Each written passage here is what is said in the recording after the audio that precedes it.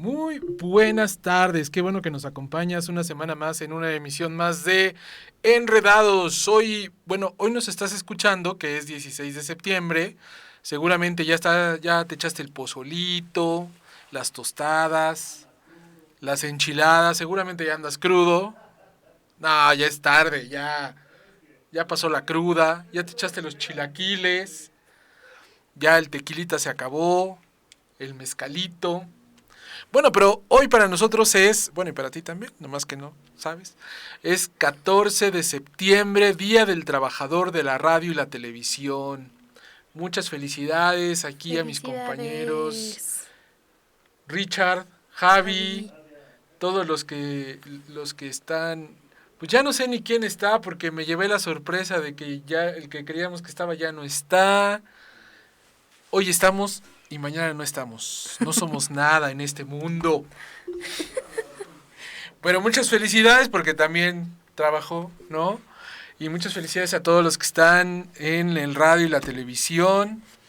Y este, pues en este medio tan importante, masivo, que ya no solamente se transmite por las ondas, sino también por las ondas electromagnéticas de los cables, importante en la comunicación y sobre todo en estos tiempos de emergencia. Hay un medio que no para, y esa es la radio, porque no necesita de tanta tecnología como la televisión, como el internet incluso. Simplemente un transmisor, unas ondas, un receptor y listo. Hola Mariana, ¿cómo estás? Hola Vic, bien, feliz de acompañarlos otra semana. Muy bien. ¿Cómo vas a festejar el 15 de septiembre? Pues tranquila, ¿no? Escuchando la velita y ¿qué otra? El jarabe tapatío. Ya es Eso. 14 de septiembre y nadie me ha invitado a un pozole. Pues, ¿qué está pasando? Aquí en la esquina hay uno. Es muy bueno, a ver si saliendo hay. Vamos a ver, mira, fíjate que dice que el gobierno de Puebla, bueno, ya no nos van a escuchar, esto ya pasó para ustedes, pero dice que este 15 de septiembre sigue la transmisión del grito de independencia que dará el gobernador Miguel Barbosa Huerta en Casa Aguayo. Pues está buenísimo porque el ayuntamiento va a hacer su grito, la gubernatura va a hacer su grito, Los dos con la santanera. los dos con la santanera, un ratito en uno, un ratito en otra. No, pues es que ya hay tantas santaneras que ya se pueden dividir, uno en el Zócalo y otro en los Fuertes. Es más, si quieres otro en Casa Aguayo y otro en donde sea necesario. Donde haga falta. Hay santanera para todos. Entonces, pues sí, va a estar, o estuvo muy bueno, seguramente. Seguramente. Hacen esta transmisión, no sé qué tan lleno vaya a estar. Síganse cuidando. Eh, ya las cifras están bajando, afortunadamente, los decesos también. Pero bueno, pues aquí nuestra compañera Steph. Stephanie, que se está recuperando también, hombre. Pues es que también se va a media fiestas y se va a ver a las ballenas, a las vacías y a todo el mundo se va de vacaciones, pues le tenía que tocar. Bueno. Se va a volver a... Nada más deja que pase la cuarentena y se va a volver a ir, vas a ver. Pues sí, no la conoceremos. Y si bien dicen, no importa qué tanto te cuidaste, sino el momento en que te descuidas, ahí es donde te puede dar, ¿no? Bueno, pues seguramente a todos en algún momento nos va a dar o ya nos dio. Entonces, Richard ya está curado de Ya, espanto, ya estuvo fuera como 2 meses de aquí. ya, Así qué es. bueno. Bueno, pues hoy tenemos un programa muy especial y como les comentamos la semana pasada, vamos a seguir hablando de la independencia. Muy Pero bonita. ahora de las mujeres que formaron la independencia. Y bueno, pues es un tema un poco interesante, no un poco, mucho interesante, pero un poco, pues yo pienso que de análisis, porque la historia y en esos tiempos, bueno, tenemos un tema que les voy a comentar, nada más que regresemos, porque vamos a hacer un corte, no se vayan, está muy interesante, A lo mejor ustedes ya sabían, a lo mejor no sabían.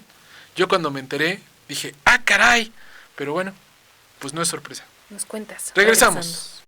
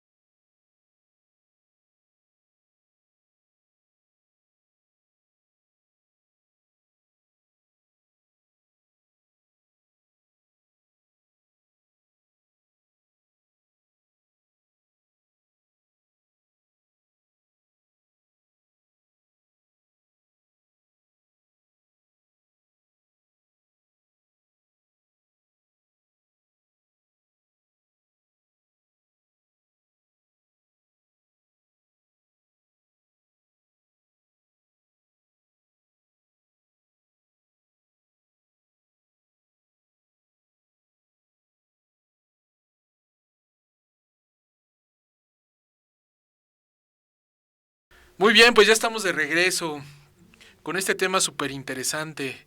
¿Cómo ves, Mariana, la participación de las mujeres?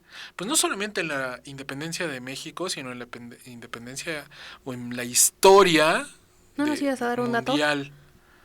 ¿O ese viene después? Ese viene ahorita, te cuento primero. Pues es como... Bueno, se me hace un tema, como dices, interesante y necesario de hablar porque al final la historia la escribe, ya lo has dicho, ¿no? El que vence y demás, pero casi siempre los hombres son los protagonistas de la historia, sobre todo en tiempos pasados, y entonces al momento de escribir quizás se puede escapar ahí un poco, ¿no? Ciertos papeles, y que al final las mujeres jugaron un papel súper importante, así como por ejemplo... como en la Primera Guerra Mundial, ¿no? Cuando todos los hombres se iban a la guerra, pues las mujeres se quedaban en las fábricas, cuidando a la familia, haciendo más cosas, y pasa un poco también en la independencia, los hombres casi todos se van al frente, digamos, como a la lucha, y hay mujeres que se quedan atrás y que tienen un rol bastante, bueno, algunos, quiero decir pasivo, pero no tanto, que no contribuyen directamente con la causa de independencia, pero contribuyen cuidando a la familia, dando de alimentos y demás, y otras con un rol mucho más activo, ¿no? Organizando y financiando, o sea, y al final, pues bueno, es lo que hace, esas pequeñas cosas, hace que todo salga adelante y se ponga en marcha. Entonces sí me parece muy importante e interesante hablar de estas mujeres, fuera de las 3 o 2 que siempre suenan. Claro. Y fíjate que también otra de las cosas que a lo largo de la historia, y no solamente de México, que tenemos es que las mujeres en esos tiempos, y bueno, pues fueron durante mucho tiempo, tuvieron que esconder el ser mujeres. Tuvieron que disfrazarse de hombres o vestirse de hombres o usar cabello corto, vestirse de hombres, tratar de hablar como hombre, ¿no? Para poder sobresalir o poder estudiar simplemente. Tenemos, por ejemplo, a Juana de Arco, uh-huh.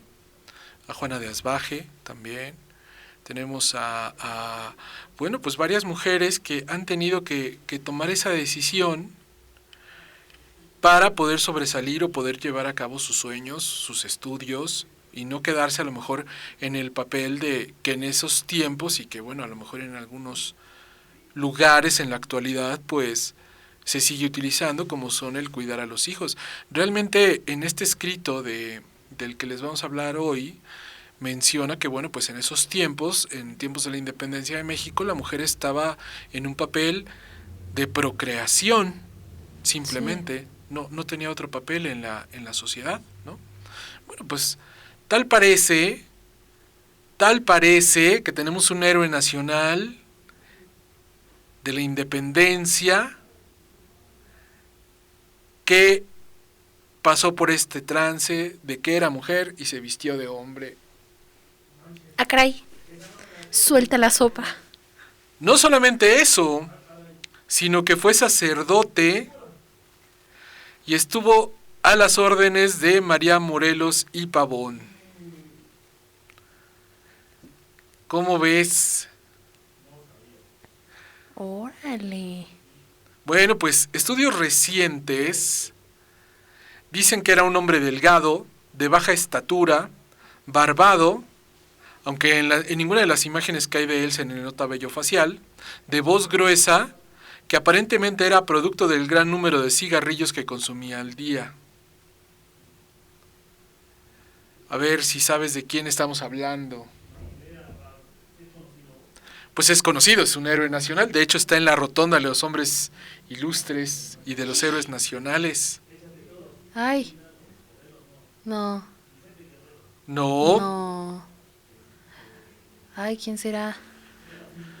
Una pista. Pues mira, dice que nació en la Ciudad de México en 1770, realizó sus estudios en el Real Seminario de Tepoztlán, el Seminario Conciliar de la Ciudad de México y en la Real y Pontificia Universidad de México.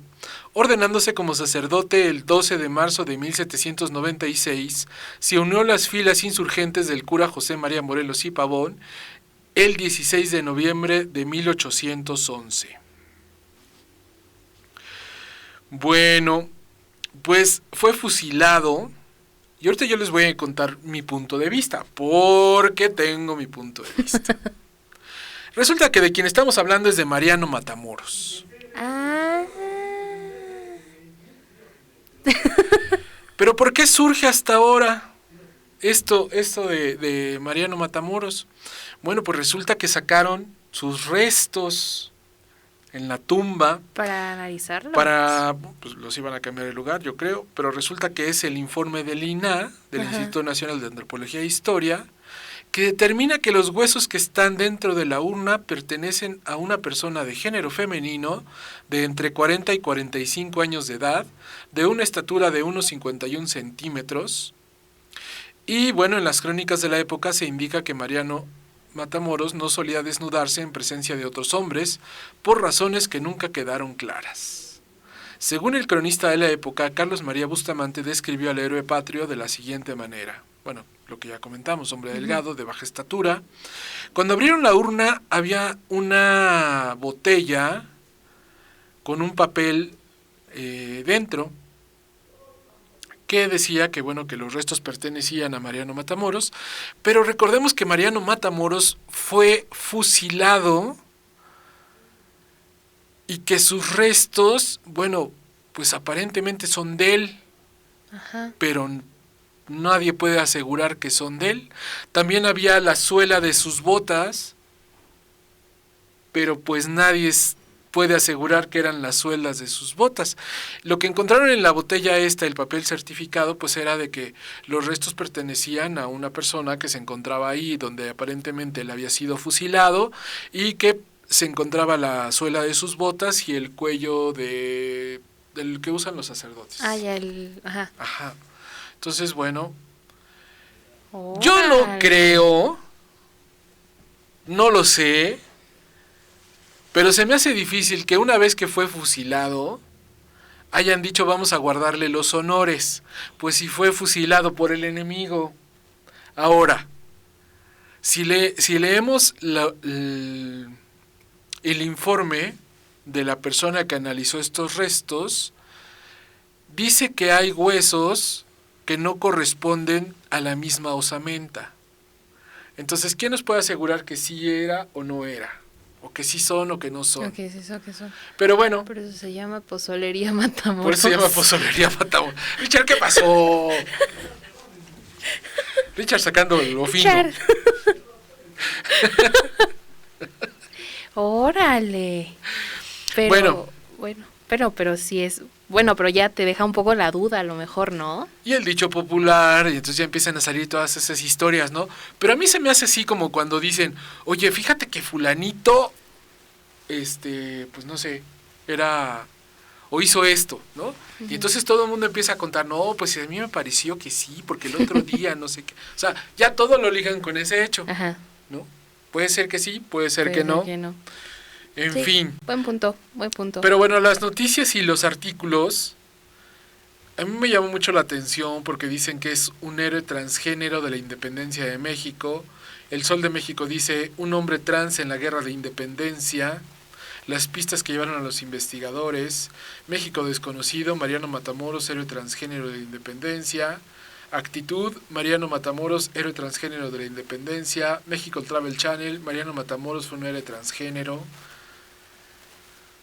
Y bueno, ¿no? Pues ahí saquen muchos que bueno, que resulta que ahora el tema está de moda y entonces tenían que sacar a un héroe que tuviera que ser así.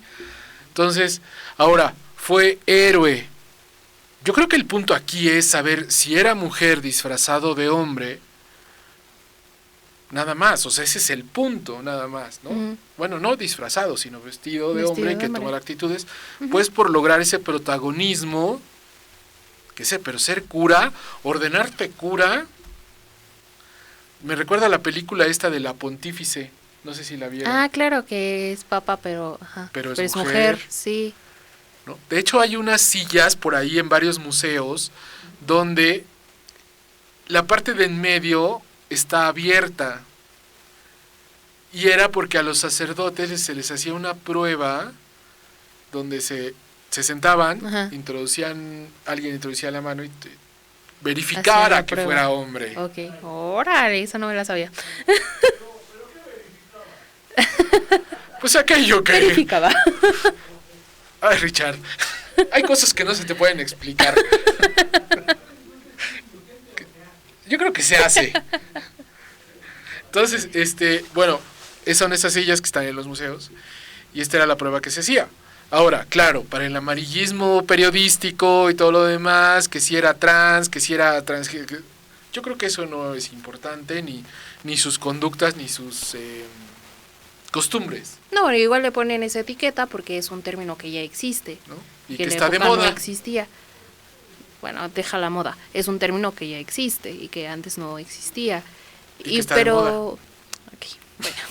No, lo refiero porque así los periódicos venden. Sí, si quieres. El artículo se vende. Si quieres, sí. Pues, A ver, no, titular. para mí es... No, porque da lo mismo. O sea, a ver, dame tu titular. Dame tu titular. A ver, por ejemplo, héroe de la independencia era mujer disfrazado de hombre. ¿Qué es un transgénero? Por eso, a Pues ahí ver. está. O Por sea, eso. en lugar de ponerle eso, le pones transgénero. Por eso. Vas caminando y te encuentras el puesto de periódicos. Sí. Y ves el periódico que dice, héroe nacional era mujer disfrazado de hombre. Ahora en el otro caso, héroe nacional, vas caminando y ves héroe nacional transgénero. Sí. O sea, el titular es el mismo. Es el mismo, pero el uno va a ser que lo compres o que lo abras y que lo leas. Suena más escandaloso, bueno, sí. Hay que vender, hay que buscarle, claro, ¿no? Bueno, el punto está bien. es que... El punto es que Mariano Matamoros parece que era mujer vestido de hombre. Órale, pues Y- no me la sabía, la verdad. Y el chiste, pues es que pues es un héroe nacional que luchó por la independencia de México. Exacto.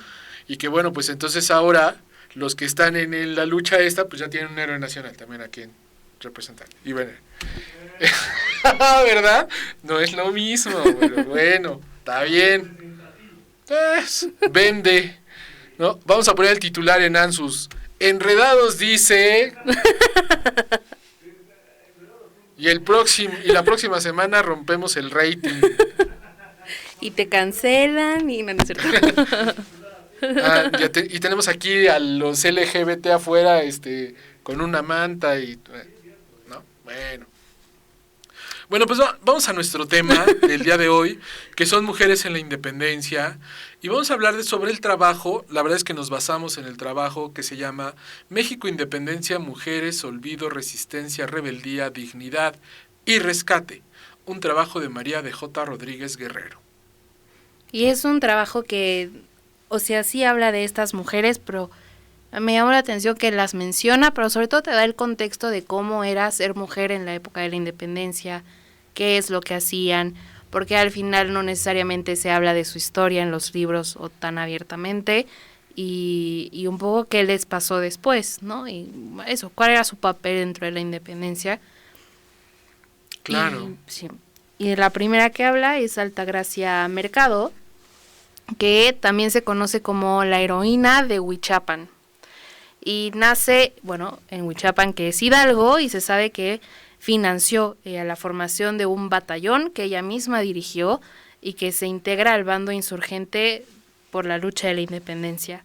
Era en una época en la que no habían jefes precisos, o sea, habían batallones, pero los jefes de los batallones luego se morían o los apresaban o algo, entonces no había como un referente de jefe, y entonces ella dice, bueno, yo. Y entonces en su batallón ella lo lidera, y es considerada una estratega regional del movimiento de la independencia, logra vencer al ejército realista en algunas ocasiones, y el 24 de octubre de 1819 su regimiento fue derrotado y partes de los miembros de su tropa son aniquilados, otros se dispersan, pero se enfrentó a las fuerzas enemigas y le ganó el respeto del comandante español, del ejército realista, y al final, en lugar de fusilarla, le perdonó la vida. Su trayectoria fue motivo también, y eso es como muy interesante, para que la Suprema Corte de Justicia otorgara el sufragio femenino a las mexicanas, ya que los magistrados de ese momento reconocieron el labor de Altagracia Mercado como muestra de la capacidad de las mujeres para pelear por México. Entonces no necesariamente se habla de ella, pero es... o sea, no lideró todos los batallones, pero fue uno que fue clave y que sobre todo le dio como esa presencia y que al final tuvo consecuencias también para sufragio y derechos electorales, y o sea, que va más allá de solamente la lucha de la independencia. Claro, y comentaste algo muy importante.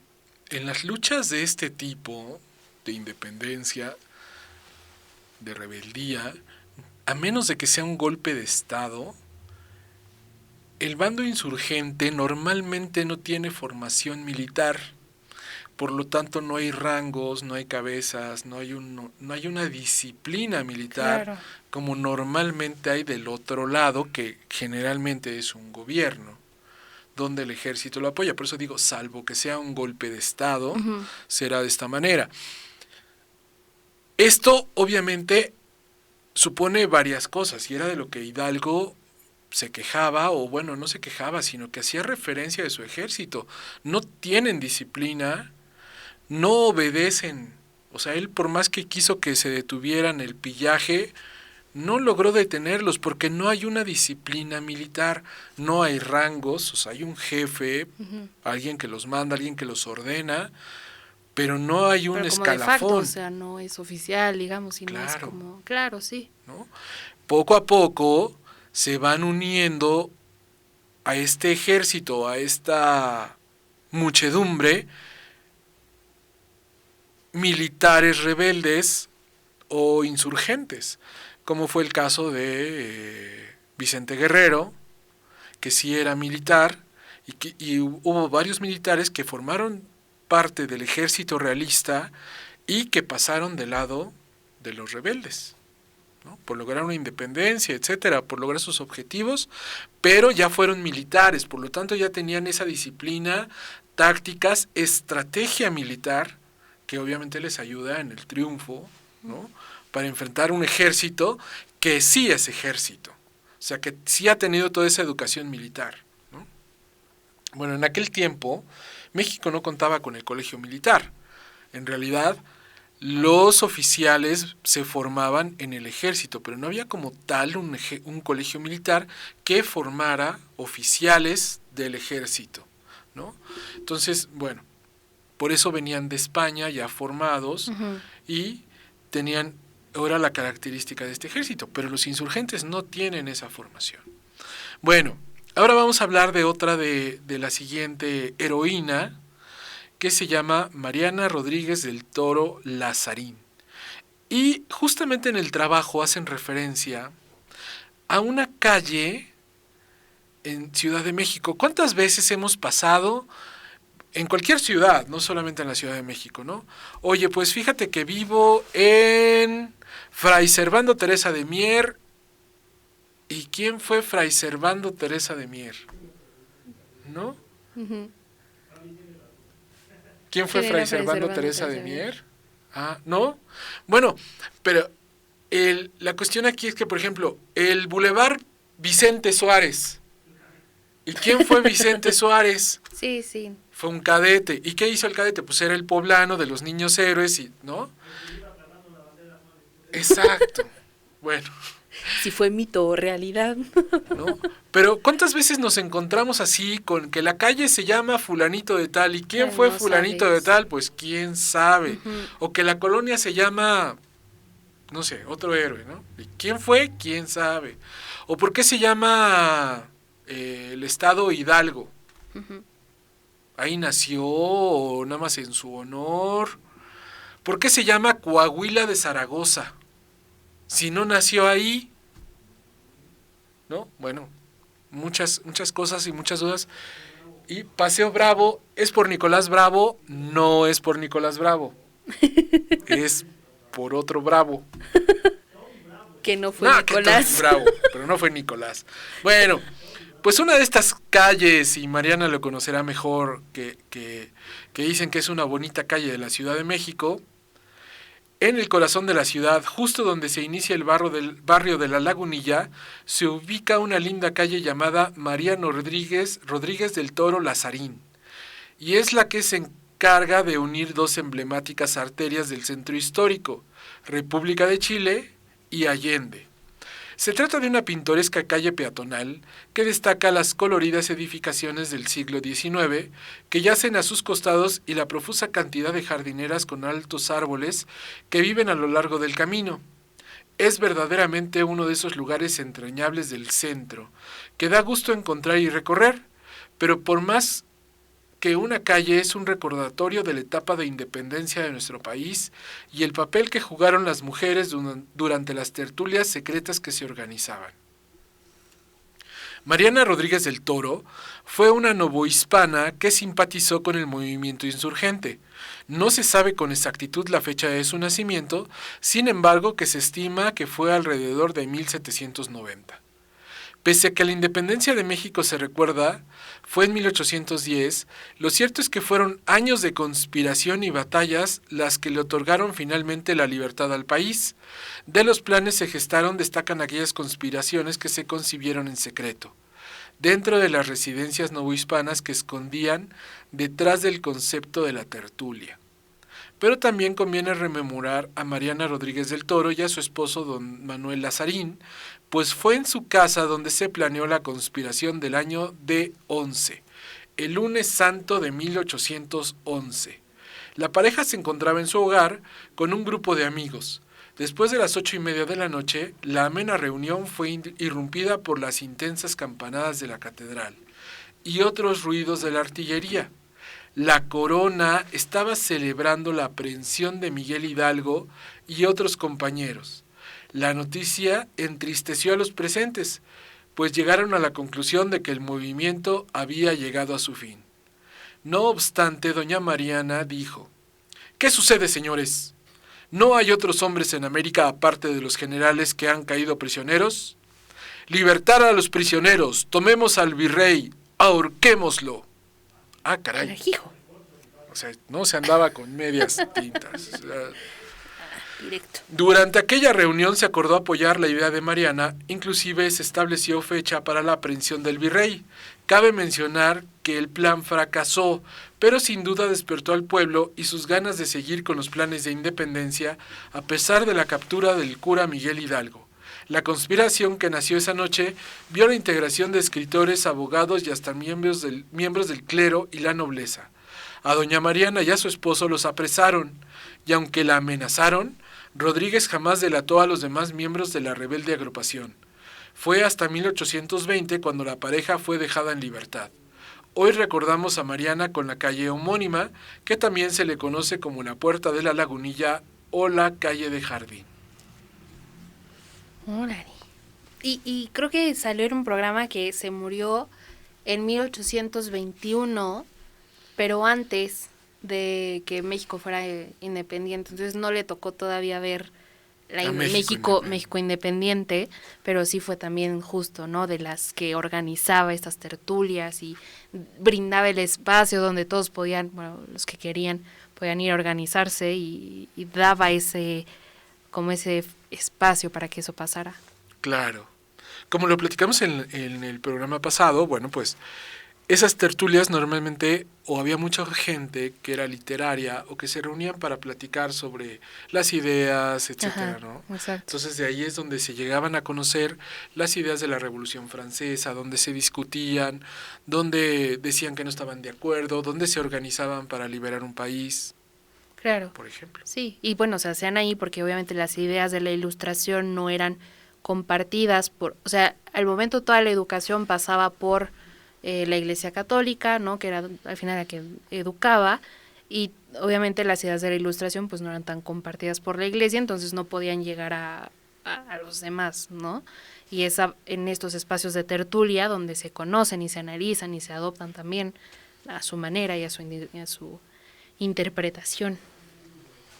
La Iglesia Católica, que como bien dices, juega un papel muy importante, no solamente en las organizaciones del Estado, sino también es el oído de todo lo que sucede en el pueblo. Claro. ¿No? Recordemos que la conspiración fue descubierta por un secreto de confesión. De confesión, sí. ¿No? Porque resulta que uno de los que se iba a rebelar, a levantar, pues le dio miedo de morir y dijo, pues me voy a confesar. Y entonces le dijo, padre, pues me vengo a confesar porque tengo miedo de morir, porque mañana empieza el levantamiento. Ah, caray, hijo, ¿cuál levantamiento? Pues el que se va a empezar mañana Esto de la independencia y ese asunto que traen por ahí. Ah, caray, ¿y cómo, y cuándo, y quiénes lo organizaron? Ah, pues... Y bueno, pues el cura, pues ¿qué creen? Que va con el virrey y le dice, pues ¿qué cree, joven? Pues que en un secreto de confesión me dijeron que fulanito, sutanito se van a levantar. Y entonces llega a oídos de la corregidora y entonces le dice, avísale al cura que mañana ya no se puede, o sea que tiene que ser hoy. Ahorita. Hoy. Exacto. Exactamente, que es también de los papeles, ¿no? De los papeles de la Iglesia Católica en México, que bueno, pues sí, la verdad es que, bueno, es de verdad que ha hecho muchas la Iglesia Católica. La Iglesia Católica estaba a favor de que los franceses llegaran a Puebla. De hecho, fue la que propició que Maximiliano llegara a México, ¿no? Sí. La Iglesia Católica fue la que dio hospedaje a las tropas americanas cuando fue la invasión de México. Claro. Sí. Fue la que retocó las campanas, las que les dio de comer, las que les dio hospedaje a las tropas invasoras. Entonces, bueno, pero no es el tema la Iglesia Católica. No. Seguimos con las mujeres en la independencia. Pero bueno, sí jugó un papel, ¿no? Se sabe. Por mi culpa, sí. Muy bien, Richard. Si tienes que confesarte, ya sabes. Oye, y habla de otra mujer que se llama Manuela Medina, que es la capitana. Y a mí me pareció súper interesante, nunca la había escuchado. Nace en Taxco de Alarcón en 1780 y muere el 2 de marzo de 1822. Es una mujer que, a diferencia de todas las que vamos a hablar, no es criolla, sino que es indígena. Viene de una familia indígena y creo que es de la única a las que se menciona, que obviamente al hacer en ese medio está consciente de las injusticias que tiene, cómo se tratan a los pueblos, y entonces se encuentra en el movimiento de la independencia pues una vía para luchar por lo que ella creía y en lo que ella quería, y esa libertad del pueblo indígena. Se entera del grito de Dolores y obviamente del inicio de la guerra de la independencia, y convence a su pueblo de unirse al movimiento, y entonces se une a las filas del ejército insurgente. Llega un 9 de abril de 1813, o sea que la lucha de la independencia ya había iniciado, y además ese mismo año recibe el grado militar de capitana. O sea, no fue solamente una lucha por ahí, sino realmente tuvo ese grado militar que le fue expedido por la Suprema Junta de Zitácuaro, Michoacán. Combate al lado del general José María Morelos, en la ocupación del puerto de Acapulco, en la rendición del castillo de San Diego, en el rancho de las Ánimas. En 1816 forma un batallón en el que combatió diversas acciones de guerra, tiene grandes hazañas, salvavidas, siguió luchando por varios años también, y al final hay registros de indultos ofrecidos a los insurgentes por el virrey, pero nunca como que se refugió en ese perdón. Posterior a la lucha de la independencia, ella muere un 2 de marzo de 1822 en Texcoco, hoy el Estado de México. Tenía 42 años y había permanecido en cama por complicaciones de heridas que había tenido, y al final se entera del final de la Guerra de Independencia, un año después de que hubiera pasado. Pero también es de esas mujeres que ayudó y que apoyó, y que además, bueno, como mencioné, era una persona indígena, que es diferente a todas las demás. O sea, al final recordemos que la lucha de independencia sale por los criollos y por también españoles que están en contra de todo este sistema, y no se habla mucho también del papel de los indígenas, y ella fue, además de mujer, alguien que ayudó en esta lucha. Recordemos que todas las revoluciones, independencias y vara son luchas iniciadas por la clase alta o media que no la dejan ascender al poder y que alborota a la clase baja para poder derrocar a los del poder y tomar ellos el poder. En general, la historia está lleno de este tipo de situaciones. Es decir, la clase baja es difícil que inicie un movimiento, ¿no? Por eso es que bien mencionas, los principales que organizaron el movimiento, Hidalgo, doña Josefa Ortiz de Domínguez, Bravo, no eran personas de clase baja, eran personas que estaban en la clase media o en la clase alta, y que, como bien mencionas, o eran criollos, bueno, normalmente criollos, los españoles peninsulares no lo hicieron, pero recordemos que los criollos no los dejaban ascender ni ocupar puestos importantes. No, eran como de segunda clase, ¿no? Sí, ¿no? Entonces, oye, quiero gobernar, no, ¿eres criollo? No se puede. Claro. ¿No?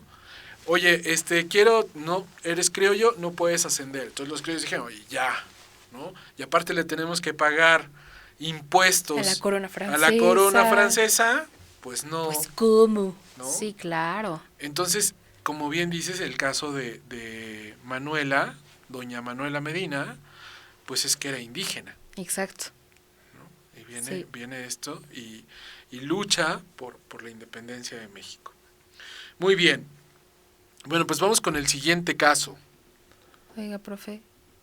¿Ya está para clases por Zoom? No, mi chavo. Mándenos mensaje. No me dan título. Sus clases. No me dejarían enseñar con estas ideas que traigo. ¿Tú crees que me van a dejar enseñar? Bueno, el siguiente caso es María Fermina Rivera. Fue una insurgente que luchó en la Guerra de Independencia de México. Nació en Tlaltizapán, en el actual estado de Morelos. Combatió junto con su esposo, el coronel insurgente José María Rivera, a quien acompañaba a los campos de batalla, formando parte de las fuerzas de Vicente Guerrero. Tuvo que luchar con hambres terribles, caminos fragosos, climas ingratos y cuanto mal padecieron sus compañeros de armas. Esta mujer tomaba en los combates el fusil de algún herido y seguía sosteniendo el fuego con la misma bizarría que el mejor soldado insurgente. Según José Joaquín Fernández de Lizardi y La educación de las mujeres, nota sobre las heroínas mexicanas, dejó su hogar, sacrificó su vida y sus bienes por la patria.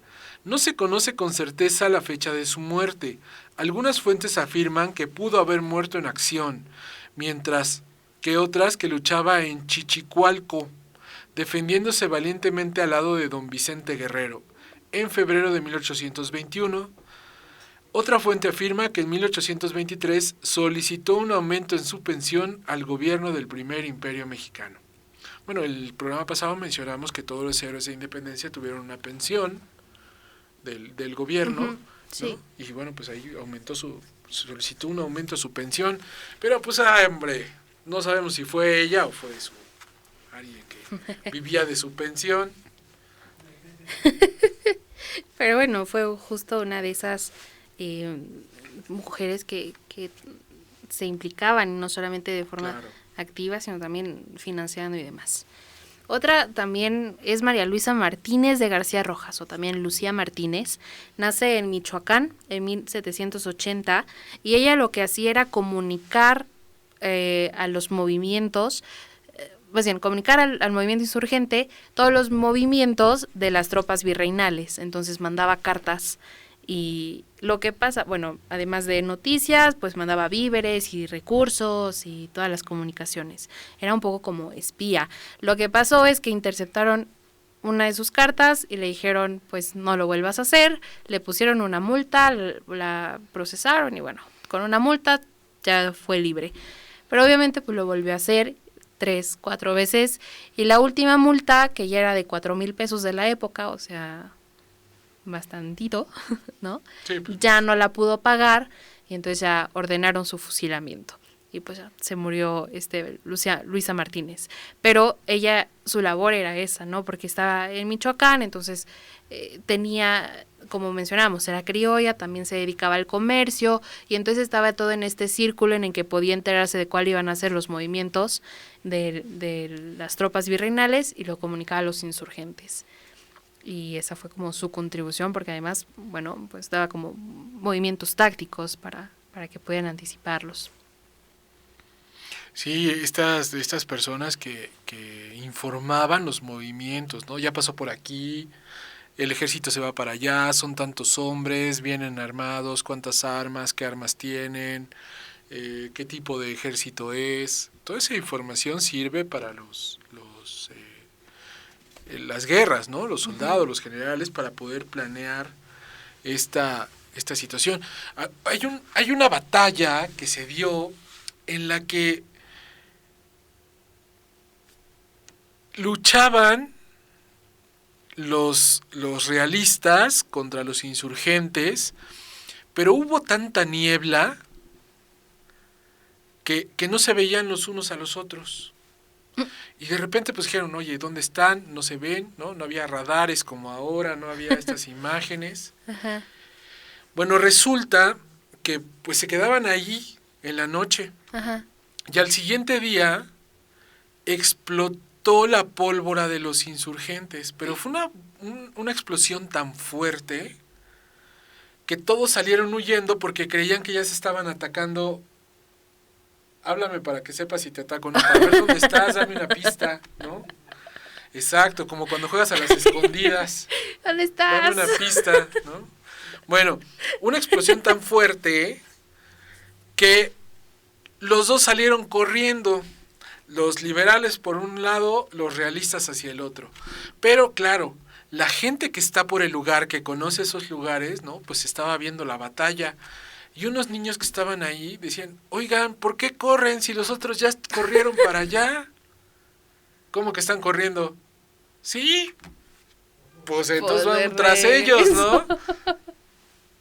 Fíjate, de esas anécdotas que hay en las batallas. Seguramente varias. Sí, imagínate cuántas. Posora, ¿qué pachó? Avísenme que no nos atacaron, que era para el otro lado. Claro.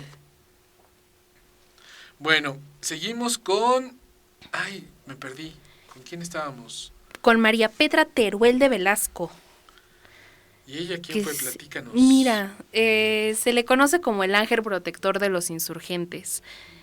no se sabe dónde nació ni su fecha y es un poco pues de esas que solo saben que existió pero como leyenda. No, pero sí, ese es el ángel protector de los insurgentes porque es una mujer de noble cuna, se casa con un hacendado azucarero y entonces igual como Luisa Martínez de la que hablábamos anteriormente pues tenía acceso a la aristocracia virreinal y de hecho era amiga de Leonora Vicario.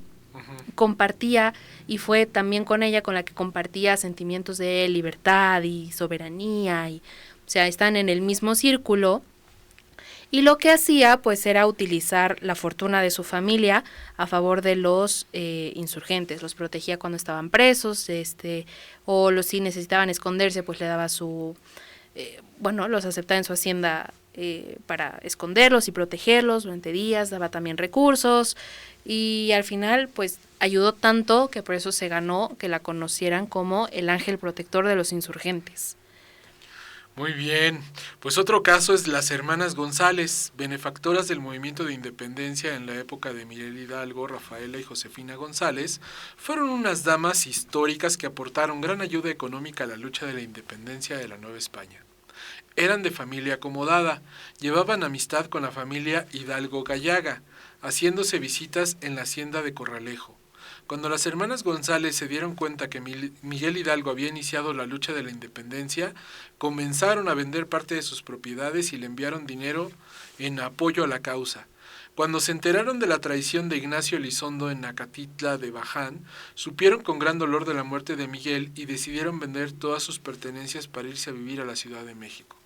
Pero cuando Agustín de Iturbide se enteró de su participación económica, las tomó prisioneros en Guanajuato. Años después salieron libres y murieron en la más completa miseria. Después de ser como justo tener todo, ¿no? Pues sí, es el costo, ¿no? Claro, pero bueno, o sea, al final fue por sus ideales y apoyando a la causa insurgente y demás. Muy bien, pues vamos con el siguiente caso, que ya más bien son de las conocidas, las dos que nos quedan, que es María Josefa Crescencia Ortiz Telles Girón. Salud. Así mejor conocida como Josefa Ortiz de Domínguez. Es que el nombre completo sí. Ándale. Preguntas por Clark Kent y no sabes quién es, pero dice Superman y hasta los perros ladran, ¿no? Así. Spider-Man. Ándale. Bueno, pues doña Josefa Ortiz de Domínguez fue una insurgente durante la independencia de México, siendo una de las primeras participantes de la conspiración de Querétaro y pieza clave para el inicio de la lucha que encabezó el cura Miguel Hidalgo en Dolores Hidalgo. Fue esposa del corregidor de Querétaro, Miguel Domínguez, por lo que se conocía popularmente como la corregidora. Su padre perdió la vida en batalla cuando Josefa era apenas una niña y su madre murió poco tiempo después. De esta suerte, Josefa quedó a cargo de su hermana mayor, María Sotero Ortiz, quien apoyó a Josefa para ingresar al prestigioso Colegio de las Vizcaínas en la Ciudad de México. En cierta ocasión el colegio fue engalonado para recibir la visita de algunos funcionarios. Entre ellos iba Miguel Domínguez, que se enamoró de ella y pidió permiso para visitar a la joven. Se hicieron novios y el 23 de enero de 1791 se casaron en el Sagrario Metropolitano de la Ciudad de México. En 1802, Miguel Domínguez fue promovido por el virrey de la Nueva España, Félix Berenguer de Marquina, al cargo de corregidor de la ciudad de Santiago de Querétaro. Doña Josefa era criolla, se identificaba con el abuso sufrido por dicha comunidad por parte de los gachupines, ¿no? Lo que comentábamos, pues no los dejaban sobresalir. Uh-huh. Tal como llamaban a los españoles nacidos en la península. Los criollos eran considerados como ciudadanos de segunda clase por el régimen colonial en virtud de haber nacido en la Nueva España, una colonia, y no en la metrópoli. Por ello eran relegados a puestos de segundo nivel en la administración pública del virreinato. Este hecho creó un gran descontento con el paso de los años y los criollos comenzaron a organizarse en grupos literarios donde se difundían las ideas de la Ilustración, prohibidas por la Iglesia Católica. Doña Josefa se integró en una de estas sociedades y convenció a su esposo tiempo después de integrarse también. Miguel Domínguez, esposo de doña Josefa, cometería posteriormente varios errores estratégicos con respecto a la planificación de los conspiradores. Bueno, y tenía su razón de ser, de que los criollos no ocuparan esos puestos de poder, ¿no? Porque era más fácil que un criollo piense en la independencia que alguien que nació en la península y que siente como su patria, pues la península, y que sabe que aquí es una colonia y que todo lo que salga es para bien de su país. Claro, sí. ¿No? Si le das poder a los nativos, pues corres ese riesgo. Entonces yo creo que es la razón de fondo, ¿no? No tanto protegerse a sí mismos. Bueno, el 13 de septiembre fueron descubiertos los planes por un infiltrado que informó a las autoridades del virreinato en las actividades del Grupo Literario de Querétaro, y el corregidor Miguel Domínguez fue obligado a conducir un cateo en las casas de la ciudad con el propósito de capturar a los líderes insurgentes. Bueno, para protegerla encerró a su esposa en un cuarto bajo llave. No obstante lo anterior, Josefa Ortiz de Domínguez pudo advertir al cura de Dolores, a Juan Aldama e Ignacio Aldama, haciendo sonar uno de sus zapatos contra el suelo. El alcalde Ignacio Pérez escuchó el llamado y bajo mandato de ella advirtió al cura del pueblo de Dolores, en Guanajuato, que la conspiración había sido descubierta, por razón por lo cual el párroco convocó al pueblo a levantarse en armas, y bueno, pues ya conocemos toda esta historia. Una vez en libertad, doña Josefa siguió apoyando a los insurgentes a pesar de las flaquezas de su marido, mandando dinero e información sin perder la oportunidad de convencer a otros para unirse a la causa. Falleció en la Ciudad de México el 2 de marzo de 1829, víctima de una pleuresia. Por sus acciones y su influencia en el desarrollo de los hechos previos al inicio de la Guerra de Independencia, y sobre todo por ser el personaje fundamental que propició el inicio de esta gesta, se le ha llegado a considerar como madre de la patria mexicana.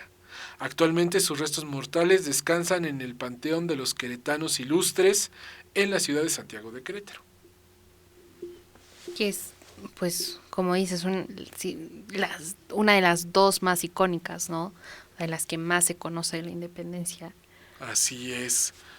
Yo creo que a lo mejor la más icónica. A lo mejor ¿La no, corregidora? Sí.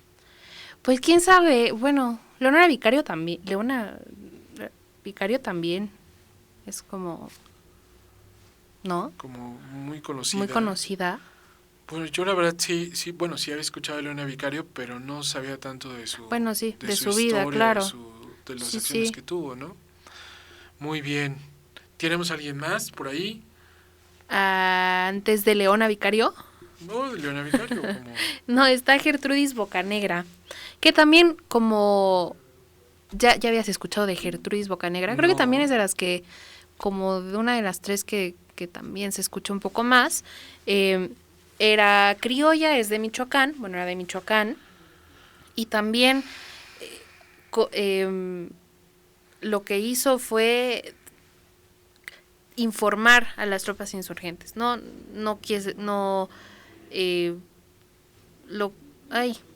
sus papás eran comerciantes de la clase española media, o sea que no tenía tampoco muchísimo acceso a las clases altas virreinales como las mujeres anteriores, pero lo que hacía pues era que era lectora de los principales autores de la Ilustración, propagaba esas ideas también en las tertulias, se adhiere a este movimiento de independencia. Finalmente pues fue descubierta y por espía, ¿no? Por incendiaria de revolución, por traición, y fue sentenciada a muerte y fusilada el 11 de octubre de 1817, igual ahí en Pátzcuaro. Pero bueno, también incitó a su esposo y a su hijo a participar en esta lucha, que fuera su único hijo varón, y al final los tres participaron, pierden la vida en esta lucha de independencia, pero propagan las ideas y sirven para propagar información también. Muy bien. Bueno, pues es sin duda un papel muy importante el que jugaron las mujeres en esta lucha de independencia. Si te interesa alguno de los temas, la verdad es que está muy interesante investigar, pero no hay mucha información. en la red. Sí hay que investigarle mucho. Hay que leer sobre todo sobre las haciendas, propietarios. Como todos, la mayoría eran criollos y de buena posición. Entonces hay que seguir y ver las propiedades que tenían y en qué sociedad se movían. Pero hay muchas de las mujeres que no hay mucha información realmente, ¿no? Entonces sería bueno investigar un poquito más y documentar un poquito más de su vida. Y bueno, pues... ¿Recomiendas Wikipedia, Rincón del Vago o apuntes.com? Apuntes.com, Enredados. Aquí te contamos. .mx, aquí te contamos, hombre, con nuestro punto de vista. Y también en la SCH Escuela de Comunicación y Ciencias Humanas cuenta con más de 30 convenios y 24 años formando profesionistas exitosos. Por eso somos tu mejor opción. Inicia clases con nosotros, inscripciones abiertas, aprovecha esta oportunidad y no te quedes fuera. Inscríbete gratis y obtén 30% de beca. Sin examen de admisión, atractivo plan de becas, clases interactivas, alto nivel académico, plataforma digital gratis, sin pagos extras, biblioteca y laboratorio especializado. Para tu seguridad, realiza tu proceso de admisión en línea a través de www.sch.edu.mx. ¿Y qué te ofrece? Bueno, pues te ofrecemos licenciatura en comunicación, licenciatura en administración, licenciatura en derecho, licenciatura en mercadotecnia y publicidad. Y el área de posgrados te ofrece especialidad en comunicación corporativa y maestría en alta dirección. No esperes más, recuerda www.ssh.edu.mx o contáctanos a través de WhatsApp al 22 29 21 49 52. Estamos ubicados en la 7 Sur, 1107, Centro Histórico, Puebla. Felicidades a todos los trabajadores de la radio, dice Richard. Un abrazo a todos los que nos escuchan. Moni, ¿sabes quién sabía mucho de historia? Isela, ¿te acuerdas de Isela? La de los libros. Quesada. Sí, historiadora. Ella creo que tiene un doctorado en historia. Bueno, ahora trabaja en el gobierno, es más. ¿Eh? Ya no viene, hombre. Por ahí tengo un libro de ella que escribió de historia de la Revolución Mexicana en Cholula. Ya que sea noviembre. Ya que sea noviembre, platicaremos y traeremos su libro. Pues muy bien. Pues muchas gracias, Mariana. Vamos a comer un pozolito, unas tostaditas. Ya pronto regresa Steph para el espacio del Millennialón, que seguro le extrañan.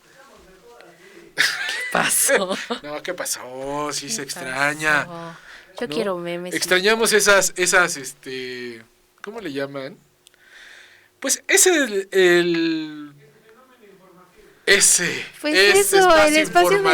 informativo del Millennialón. Es muy bueno. Es muy bueno, tiene muchos fans. Sí.